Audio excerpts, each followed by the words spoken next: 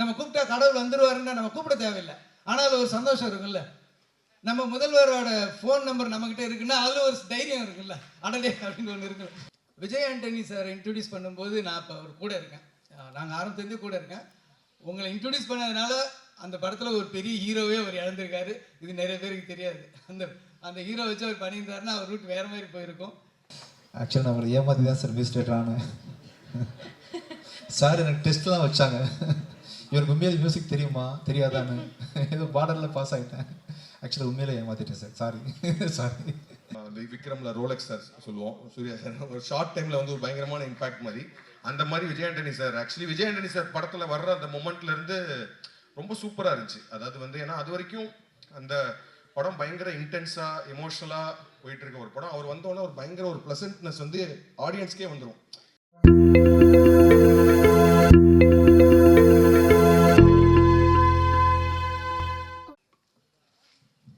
அனைவருக்கும் வணக்கம். இந்த படத்தில் வந்து ஸ்பெஷலான விஷயம் நிறைய இருக்குது. ரொம்ப ரொம்ப ஸ்பெஷலான விஷயம் வந்து நான் பிறந்த ஊரில் நடந்த நிஜ கதை. ஸோ ஒரு உண்மை சம்பவத்தை வந்து படமாக எடுத்திருக்காரு எனது நண்பர். வந்து விஜய் ஆண்டனி சாருக்கு வந்து வாழ்த்துக்களும் நன்றியும் சொல்லணும் சார். இந்த மாதிரி ஒரு கதையை, ரொம்ப கஷ்டமான கதை, எப்படி இருந்தாலும் இது வந்து ஒரு ஸ்க்ரீன் ப்ளே பண்ணி எப்படி ஜனங்க பார்க்குற அளவுக்கு பண்ணாரு. எனக்கே ஆச்சரியமாக இருந்தது. அதுவும் படம் கிளைமேக்ஸு போகும்போதெல்லாம் எங்கேயாவது ஏதாவது பண்ணிடுவாருன்னு கோபமாக வேறு இருந்தது. நல்ல வேலை, ரொம்ப பிரமாதமாக பண்ணிட்டாரு. அந்த பதட்டம் ஒன்று இருந்துட்டு இருந்துச்சு அந்த கிளைமேக்ஸ் போகும்போது. ரொம்ப நல்லா பண்ணியிருக்கீங்க சார். இங்கே நிறைய பேர் சொன்னார், நிறைய மியூசிக் டைரக்டர் இன்ட்ரடியூஸ் பண்ணியிருக்காருன்னு சொல்லி. விஜய் ஆண்டனி சார் இன்ட்ரடியூஸ் பண்ணும்போது நான் இப்போ அவர் கூட இருக்கேன். நாங்கள் ஆரம்பத்துலேருந்து கூட இருக்கேன். உங்களை இன்ட்ரடியூஸ் பண்ணதுனால அந்த படத்தில் ஒரு பெரிய ஹீரோவே அவர் இழந்திருக்காரு. இது நிறைய பேருக்கு தெரியாது. அந்த ஹீரோ வச்சு அவர் பண்ணியிருந்தாருன்னா அவர் ரூட் வேறு மாதிரி போயிருக்கும். இப்போவும் இல்லை, இப்போவும் சூப்பர் தான். பட் சொல்கிறேன், ஒரு மியூசிக் டைரக்டரை இன்ட்ரடியூஸ் பண்ணணும், ஒரு டெக்னீஷியன் இன்ட்ரடியூஸ் பண்ணணும்னு நினச்சா அதுக்கு எதிராக யார் இருந்தாலும் அனுமதிக்க மாட்டார். அது ஹீரோவாக இருந்தாலும் சரி. அந்த மாதிரி ஆள் சசி சார். ஸோ அந்த படத்தில் நிறைய பேர் நல்லா பண்ணியிருந்தாங்க. அதில் வந்த அந்த சன்னா நடித்த கேரக்டர், அவங்களுக்கு பேரா பண்ண 2 பேர் எல்லாமே ரொம்ப நல்லா பண்ணியிருந்தீங்க. முக்கியமாக சுவாசிகா மேம் வந்து அவுட்ஸ்டாண்டிங். எனக்கு வந்து பால்மகேந்திரா சார் ஃபிலிமில் ஷோபா மேம் பார்க்குற மாதிரி தெரிஞ்சுது. நான் ஏற்கனவே இந்த சாங்கை பார்த்ததுக்கப்புறம் போய் தியேட்டரில் போய் படம் பார்த்துட்டு இப்போ மறுபடியும் பார்க்கும்போது அவங்க சின்ன சின்ன ரியாக்ஷனுக்கெலாம் எனக்கு இப்போ கனெக்ட் பண்ணுது. அடடே எவ்வளோ பர்ஃபார்மன்ஸ் பண்ணியிருக்காங்க. ஒரு என்ன சொல்கிறது, ஒரு அவமானத்தை, ஒரு பெயினை, அதில் வெரைட்டி ஆஃப் பெயின்ஸை வந்து அவ்வளோ அழகாக காட்டியிருக்காங்க. எனக்கு தெரிஞ்சு இந்த வருஷம் வந்து ராதிகா மேம்க்கு உங்களுக்கு தான் காம்படிஷன் இருக்கும். ஸோ அந்தளவுக்கு ரொம்ப பிரமாதமாக பண்ணியிருக்காங்க. நிறைய டெக்னீஷியன்ஸ் பண்ணியிருக்காங்க. சசி சாரை பற்றி சொல்லணுன்னா, எனக்கு முன்னாடி அவர் டைரக்டர் ஆகிட்டார்.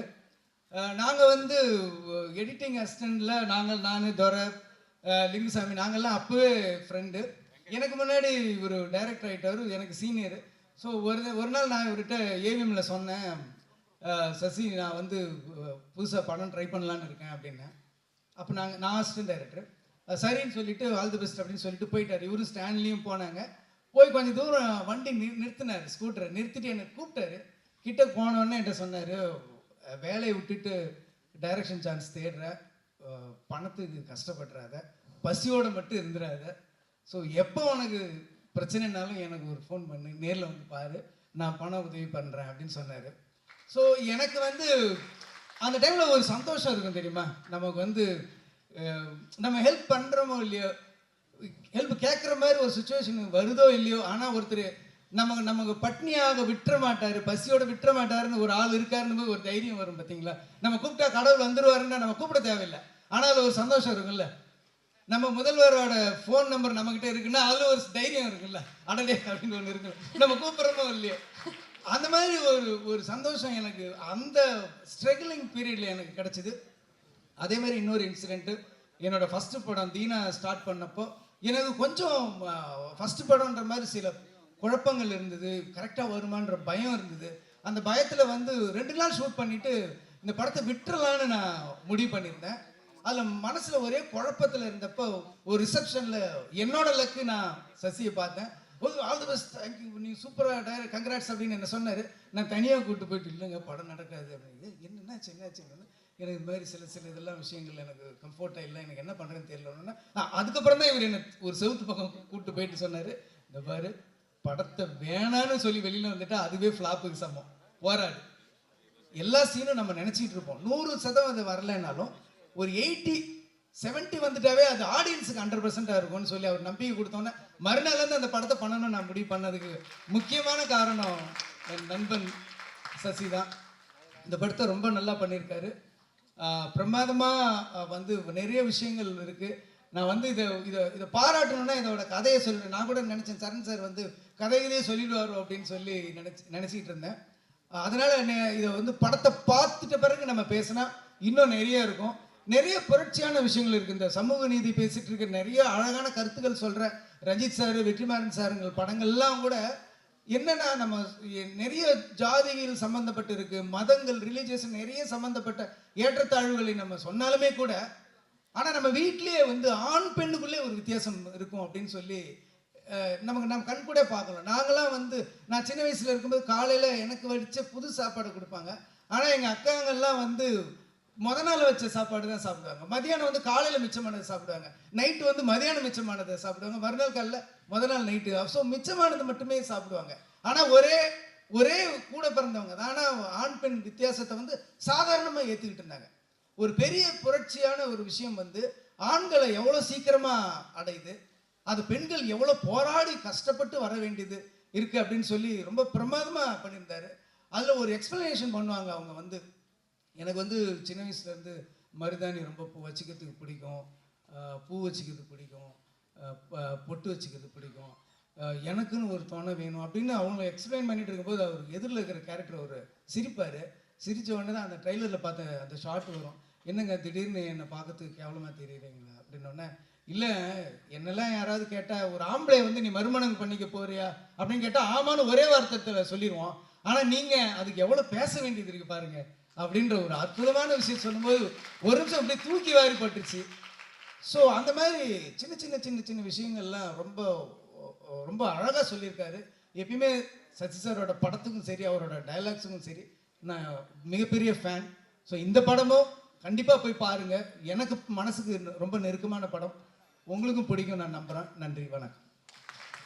ரீஇன்ஸ்டேட் பண்ணிகிட்டே இருக்கிற வெரி ஃபியூ ஃபில்ம் மேக்கர்ஸில் நீங்களும் sir. I always big fan of your writing and execution of that particular script. இந்த படமும் 100% வந்து அந்த கதையை மட்டுமே, அந்த கதையும் அந்த அவரோட ரைட்டிங் மட்டுமே நம்பி எடுக்கப்பட்ட ஒரு படம் தான் நினைக்கிறேன். அந்த படம் பார்த்தா எனக்கு ரொம்ப ரொம்ப பிடிச்சிருந்துச்சு. And I think this film also got the right producer, Vijay Antony sir. As a producer, you're also very inspiring sir, choosing the right scripts.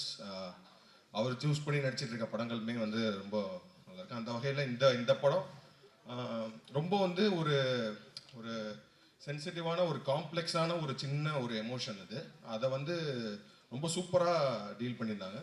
And சொன்ன மாதிரி வந்து அது ஒரு ஒரு ஒரு பெரிய விஷயம், ஒரு சொசைட்டியில் இருக்க வேண்டிய ஒரு பெரிய விஷயத்த ஒரு ஒரு ஒரு அம்மாக்கும் அவங்களோட பசங்க 2 பேருக்கும் நடக்கிற மாதிரி ஒரு விஷயத்த அந்த கதையை உள்ளே கொண்டு வந்து அந்த எமோஷன் வந்து நம்ம பார்க்குற எல்லாருக்குமே வந்து ஒரு பாயிண்ட்ல வந்து ரொம்ப ஒரு ஹார்ட்ஃபெல்ட்டாக, ரொம்ப ஒரு ஹார்ட் வார்மிங்கான ஒரு ஃபில்மாக இருந்துச்சு. இந்த படம் முடியும் போது ஐ ஃபெல்ட் லைக் ரியலி ஒரு ஹார்ட் வார்மிங் ஃபீல் இருந்துச்சு. And I think all credits goes to Sasi sir for believing in the script and pulling it off. And அதுக்கு ஸ்வசிகாவோட performance first thing was great. அதாவது Swasika, I think retroல we worked together but very very small role, but I know she is a great performer.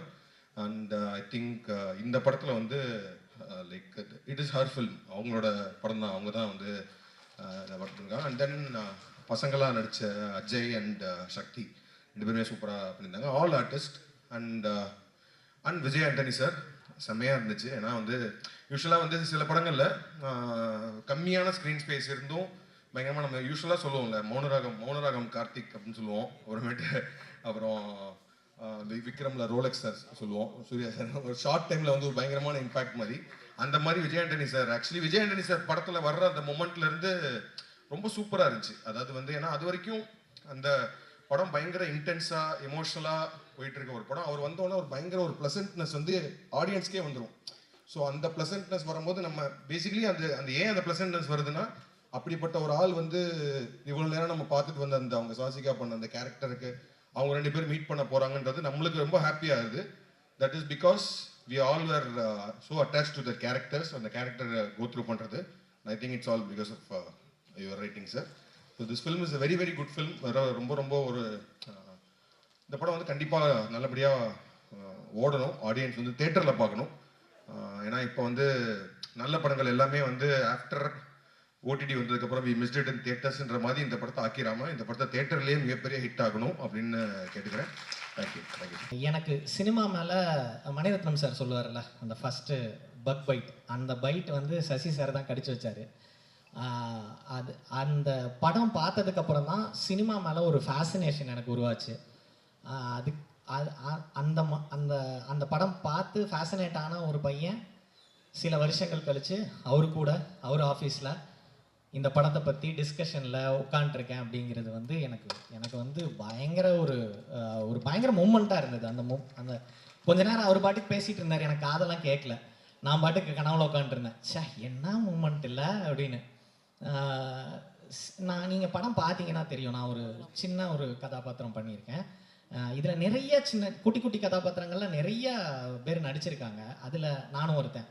ஆனால் இந்த சின்ன கதாபாத்திரத்தை அப்படி just like that handle பண்ணாமல் என்னை கூப்பிட்டு உட்கார வச்சு மினிமம் ஒரு 3-4 டிஸ்கஷன் உட்காந்துருப்போம்.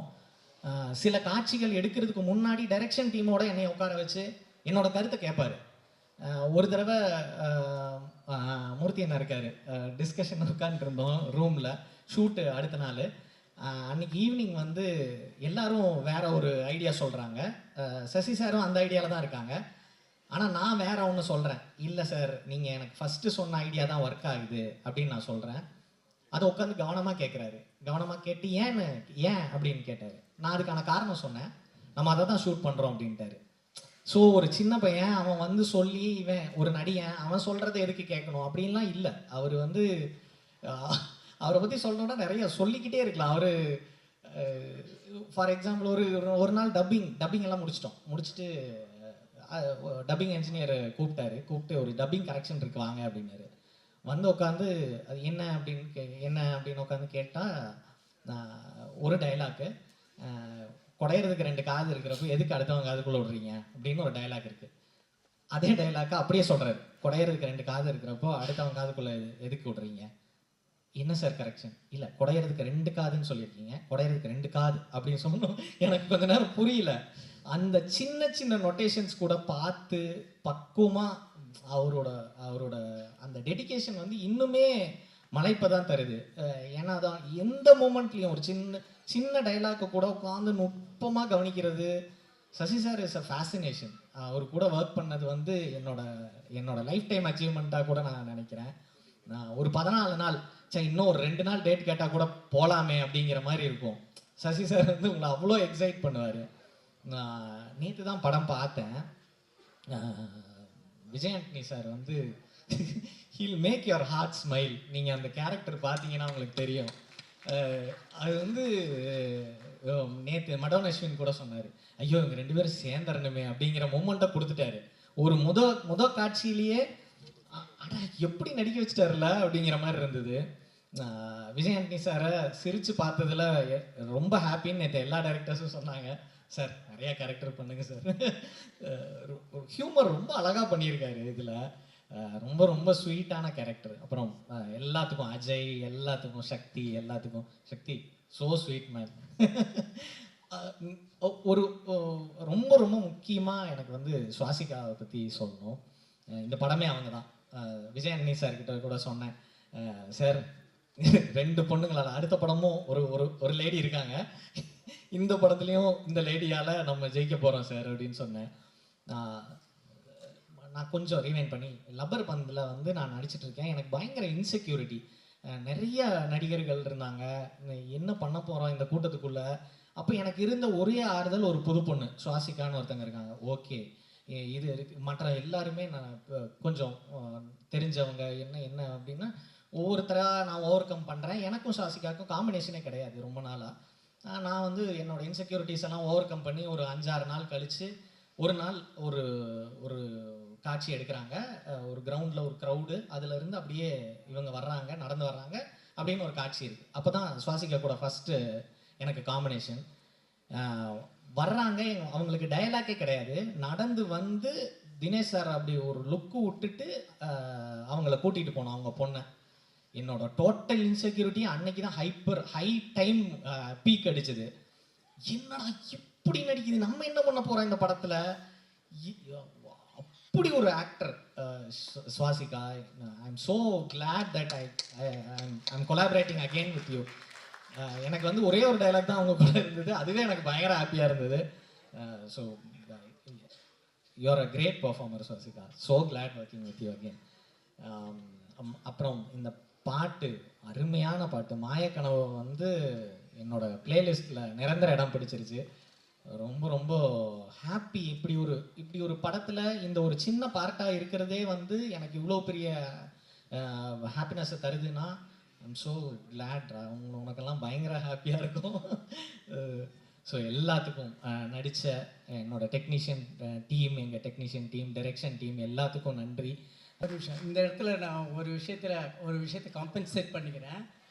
பூ படம் ரிலீஸ், ஆடியோ ரிலீஸ், ஓகேங்களா, நான் எந்த அளவுக்கு ரொம்ப என்ன சொல்ற மங்கா இருந்தேன்னா எனக்கு பேசவே வராது. எனக்கு பேச சொல்லி கொடுத்தது, ஸ்டேஜில் சொல்லி கொடுத்தது தனதேன் சார் தான். Okay, thank you sir. எந்த அளவுக்கு பேச தெரியாது அப்படின்னா, நான் ரைட்டர்ஸ் எல்லாத்தையும் கூப்பிட்ருக்கேன் பூ படத்தின ஆடியோ லான்ச்சுக்கு. அங்கே நான் என்ன பேசுனே தெரியாது. இந்த ஒரு ஆடியோ லான்ச்சை யாரை பற்றி பேசணும் முதல்ல, இப்போ பாருங்கள், முதல்ல வந்து மியூசிக் டைரக்டர்ஸை தான் நாங்கள் கூப்பிட்டோம், ரைட்?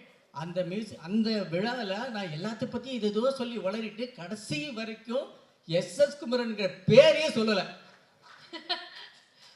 அவ்வளவு மக்கா இருந்திருக்கேன், அவ்வளவு ஒன்றும் தெரியாமல் இருந்திருக்கேன். சாரிம்மா, தேங்க்யூ. அந்த ஆடியோ லான்ச்சில் வந்து என்னை காப்பாற்றுனது, என் மானத்தை காப்பாற்றுனது விஜயாண்டி சார் தான். அன்றைக்கி நான் உங்களுக்கு சொல்லிக்கிறேன். அன்றைக்கி முதல் படம், வாழ்க்கையில் சாவதுக்கு முன்னாடி ஒரு படத்துக்காக மியூசிக் பண்ணணுன்ற ஆசை. எனக்கு நிறைய படங்கள்லாம் பண்ண ஆசை. ஒரே ஒரு படம், அதுக்கு இந்த பூ படம் கிடச்சிது கிராமத்துக்கிட்ட. ஸோ எனக்கு முதல் படம் வந்த உடனே ஆடியோ லான்ச்சுக்கு அப்புறம் என்னோட ஊர்லேருந்து ஒரு 50 பேர் கூட்டு வந்துருந்தேன். இப்போ தியேட்டரில் வந்து என் பேரை சொன்ன உடனே கைத்தட்டிடணும். ஆமாம், அதே பாட்டு வந்து எப்படி இருந்தாலும் கைத்தட்டிடுங்க அப்படின்னு சொல்லி உங்களுக்கு கூட்டு வந்திருந்தேன். ஊரில் டிக்கெட் போட்டு எனக்கு திருநெல்வேலி மாவட்டம் வள்ளியூர் வந்தாங்க. பெரிய பெரிய லெஜெண்ட்ஸ்லாம் அந்த ஆடியோ லான்ச்சில் இருந்தாங்க. யாருமே பாட்டை பற்றி பெருசாக பேசலை. சசி சார் பக்கத்தில் உட்காந்துருந்தார். நிகழ்ச்சி முடிய போகுது. டக்குனு நீ பார்த்து ஒரு மாதிரி முகத்தில் அந்த டல் வந்தது. என்னடா யாருமே பாட்டை பற்றி பெருசாக பேசலை, நம்ம தப்பாக சூஸ் பண்ணுற மாதிரி அவரோட ரியாக்ஷன் இருந்தது. எனக்கு ஒரு மாதிரி ட்ரை ஆகி போச்சு. என் கூட்டத்துலேருந்து கூட்டு வந்துட்டேன், 50 பேர் கூட்டு வந்துட்டேன். அவங்க வந்து பேரை சொல்லி அவங்க கைத்தறதே கூட்டு வந்துட்டேன். யாருமே அந்த பேரை சொல்லி கைத்தற முடியும். பாட்டை பற்றியும் பேசலை, என் பேரை பற்றியும் பேசலை. கடைசியில் விஜயாண்டி சார் தான் பேச போகிறாரு. அவர் சொன்னோன்னா விஜய் சார் மைக்கு பிடிச்சுன்னு சொன்னார். அந்த பாட்டு வந்து இந்த விஐபி செலிபிரிட்டி பேச என் மைண்டில் ஏறலை.